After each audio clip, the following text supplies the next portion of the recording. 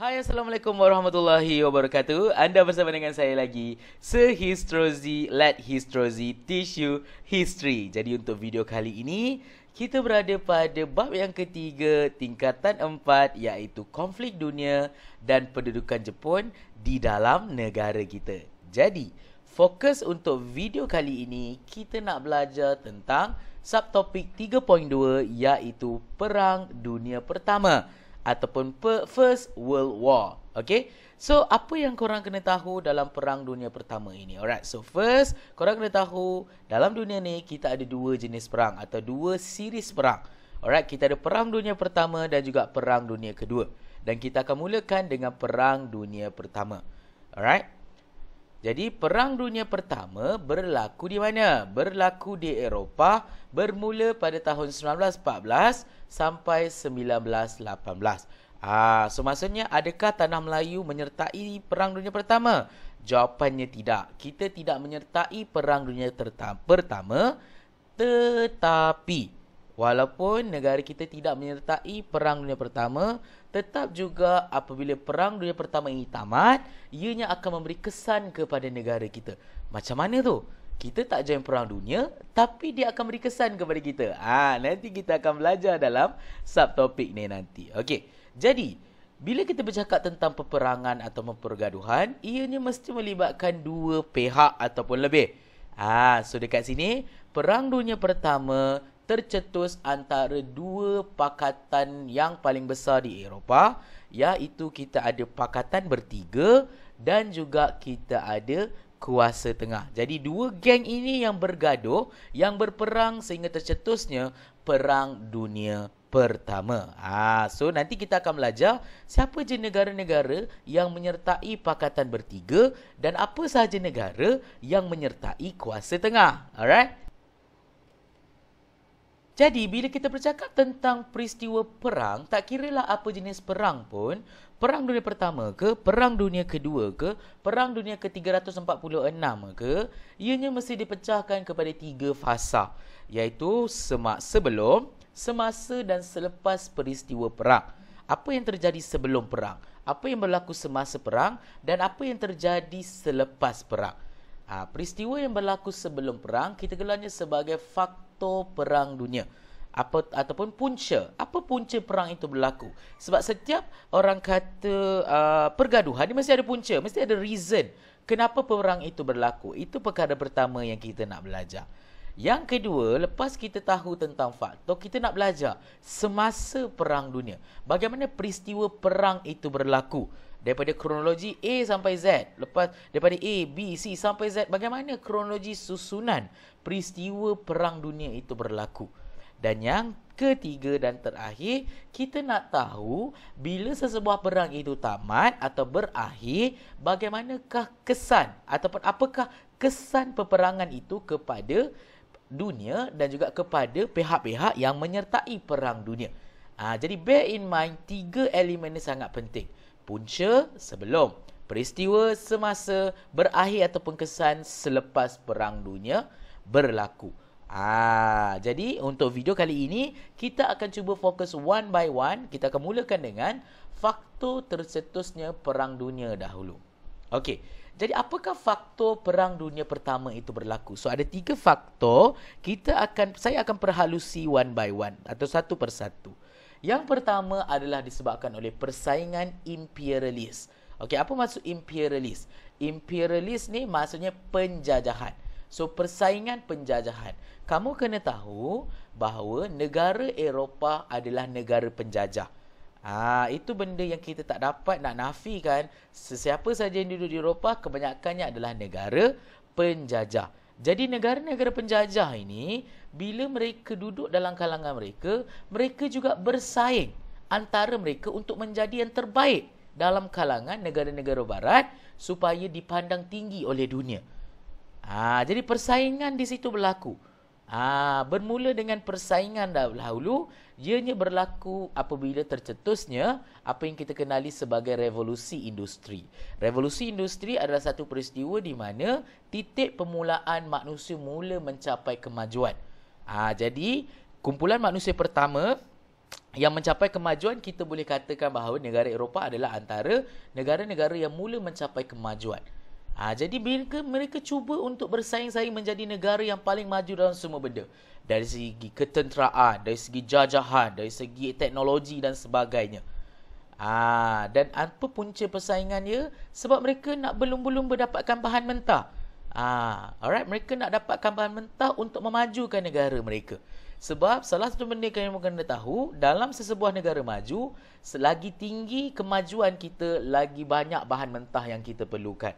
Jadi dekat sinilah negara-negara Eropah ni memerlukan bahan mentah. Dan bahan mentah di negara mereka tidak cukup. Jadi mereka perlu pergi ke negara luar, perlu pergi ke negara-negara Asia untuk melakukan penjajahan supaya dapat mengambil bahan mentah mereka semua. Dan itu sebabnya kenapa negara kita kena jajah. Kenapa negara-negara di sekitar Asia kena jajah? Sebab mereka inginkan bahan mentah ini. Dan bila mereka dah berjaya memajukan negara mereka, mereka jadikan tempat ataupun tanah jajahan ini sebagai tempat-tempat untuk mereka memasarkan bahan-bahan industri mereka. Jadi persaingan inilah yang berlaku antara negara barat. British nak jadi yang paling hebat di Eropah. Jerman nak jadi yang paling hebat. Lepas tu kita ada Perancis, Itali dan sebagainya. Jadi apa kesan daripada persaingan ini? Berlakulah bibit-bibit permusuhan antara kuasa barat. Sebab mereka nak jadi yang terbaik antara mereka. Tapi perang belum terjadi lagi. Ini baru kita panggil nak warming up baru. So itu faktor yang pertama. Persaingan imperialis. Jadi daripada permusuhan itu, dia membawa kepada pakatan tentera. Yang mana negara-negara yang satu ideologi ataupun satu kepala, mereka akan buat satu grup, blok atau satu geng mereka sendiri. Mereka akan buat, negara yang mempunyai satu ideologi yang sama, mereka akan buat satu geng. Negara yang mempunyai satu ideologi yang sama, mereka akan buat satu geng. Jadi itu menyebabkan politik dekat Eropah ini menjadi tidak stabil. Sebab pakatan-pakatan ini berlumba-lumba untuk menjadi yang paling hebat, berlumba-lumba untuk menghasilkan senjata-senjata moden. Dan daripada pakatan ini, wujudnya dua pakatan yang paling besar, iaitu kita ada pakatan kuasa tengah dan juga pakatan bertiga. Kuasa tengah disertai oleh negara-negara seperti Jerman, Austria-Hungary, Bulgaria dan juga Turki Uthmaniyah. Manakala pakatan bertiga disertai oleh tiga negara besar, iaitu Britain, Perancis, Rusia dan beberapa negara-negara kecil seperti Serbia, Itali, Romania, Portugal dan Greece. Dan pakatan bertiga ni at the end nanti akan disertai juga oleh satu negara yang besar pada hari ini, iaitu Amerika Syarikat.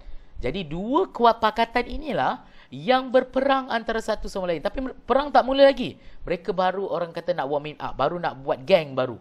Baru nak buat pakatan baru. Tapi belum perang lagi. Baru orang kata nak kumpul-kumpul ahli dahulu. So ada dua geng kongsi gelap kat sini. Kita bagi geng kongsi gelap. Geng gangster kat sini. Kuasa tengah dengan pakatan bertiga. Tapi di mana terjadinya perang, sir? Disebabkan apa boleh mereka berperang? Ini faktor yang ketiga. Berlakunya krisis rantau Balkan. So apa itu krisis rantau Balkan? Okey. Ianya adalah dikatakan sebagai faktor ketara. Ianya bermula daripada permusuhan antara Austria-Hungary dan juga Serbia. Kita tahu Austria-Hungary adalah geng kuasa tengah, Serbia adalah geng pakatan bertiga. Austria-Hungary dan Serbia ini adalah negara yang bersebelahan dan mereka ini mempunyai persengketaan yang memang dah lama dah. Austria-Hungary dengan Serbia ni memang dah bermusuhan lama. Alright, mereka memang dah lama bermusuhan tetapi belum terwujudnya perang lagi. Apa menyebabkan mereka ini bermusuhan, cikgu? Okey, ia ni sebagai AH ni Austria-Hungary disebabkan Austria-Hungary menuduh Serbia menghasut rakyat Australia yang berketurunan Serb untuk bebaskan diri daripada Austria-Hungary. Maksudnya Austria-Hungary ni dia tuduh negara Serbia ni menghasut rakyat-rakyatnya, menghasut rakyat-rakyat Austria-Hungary untuk keluar daripada negara Austria-Hungary dan masuk ke dalam negara Serbia. Jadi kalau kamu jadi pemerintah Austria-Hungary, kamu akan rasa marah. Kenapa? Kenapa kau nak, orang kata, nak asut rakyat-rakyat aku untuk pergi masuk ke negara engkau, nak bebaskan diri daripada negara aku dan masuk ke negara engkau? Jadi itu menyebabkan Austria-Hungary ini dia ada bad blood dengan Serbia. Jadi permusuhan inilah yang berlaku bertahun-tahun dan kemuncak daripada krisis ini berlakunya pembunuhan Archduke Ferdinand. So, siapa ni Archduke Ferdinand? Archduke Ferdinand ini adalah putera mahkota kerajaan Austria-Hungary. Maksudnya dia putera raja lah kepada kerajaan Austria-Hungary. Dan ianya dibunuh dan beliau dibunuh oleh seorang pembunuh upahan atau pemuda daripada Serbia. Jadi bayangkan kamu duduk sebuah negara dan raja kamu dibunuh oleh musuh kamu. Di situlah menaikkan kemarahan orang-orang Austria-Hungary ini dan situlah mulanya Perang Dunia Pertama. Bermula dengan pergaduhan antara dua negara iaitu Austria-Hungary dan juga Serbia. Daripada pergaduhan dua negara inilah dia akan menjadi lebih besar. Dia akan disertai oleh negara-negara lain. Sebab Austria-Hungary ini akan disokong oleh kawan-kawannya iaitu Kuasa Tengah. Dan Serbia pun akan ditolong oleh kawan-kawannya, Pakatan Bertiga. Dan di situlah daripada kecil, pergaduhan kecil dia akan besar. Akhirnya jadilah sebuah peperangan lebih besar yang kita gelar sebagai Perang Dunia Pertama. Jadi ingat faktor perang, persaingan imperialis, pakatan tentera dan juga krisis rantau Balkan. Dan itu adalah elemen pertama. Alright, elemen pertama dalam Perang Dunia Pertama. Kita dah belajar. Oh, ini rupanya punca Perang Dunia Pertama. Alright. Jadi, kita masih ada dua lagi elemen penting yang kita akan belajar, iaitu peristiwa Perang Dunia dan bagaimana berakhirnya Perang Dunia Pertama. Alright. Jadi untuk bahagian yang seterusnya, kita masih ada dua bahagian, iaitu peristiwa dan juga kesan. Kita akan belajar dalam video yang akan datang. Alright. So, itu saja untuk video kali ini. Kita jumpa lagi dalam video akan datang. Let Histrozi teach you history. Itu saja. Bye.